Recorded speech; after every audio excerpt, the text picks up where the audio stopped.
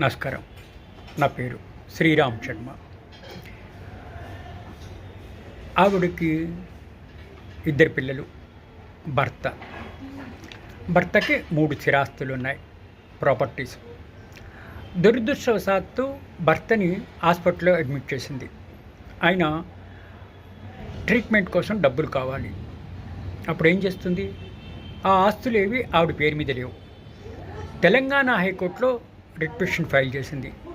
నా భర్తకి ఇట్లా ఆపరేషన్ చేయాలి, ఆయన పేరు మీద ఉన్న ఆస్తుల్లో ఒక ఆస్తి నేను అమ్మదలుచుకున్నాను ఆయన ట్రీట్మెంట్కి, కాబట్టి నాకు అనుమతి ఇవ్వండి అని చెప్పేసి గౌరవ హైకోర్టు తెలంగాణలో రిట్ పిటిషన్ ఫైల్ చేసింది.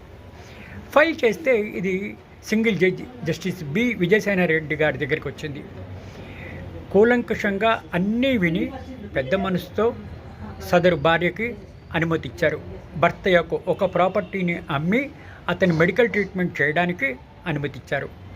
ఇట్లా ట్రీట్మెంట్ చేయడానికి ఒక ఆస్తిని అమ్మి ఆ డబ్బులు భర్త యొక్క ట్రీట్మెంట్ కోసం ఖర్చు చేయాలి అని ఆదేశం ఇస్తూ ఆవిడికి అనుమతి ఇచ్చారు. ఆవిడ పేరు వైదేహి. ఆవిడకి 2 పిల్లలు.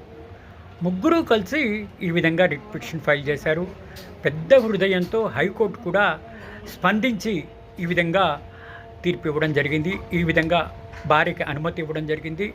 భర్త యొక్క ఒక స్థిరాస్తి అమ్మి అతని ఆరోగ్య రీత్యా ఖర్చుల కోసం పెట్టాలి అని చెప్పేసి కండిషన్ పెడుతూ ఇట్లా పర్మిషన్ ఇవ్వడం జరిగింది.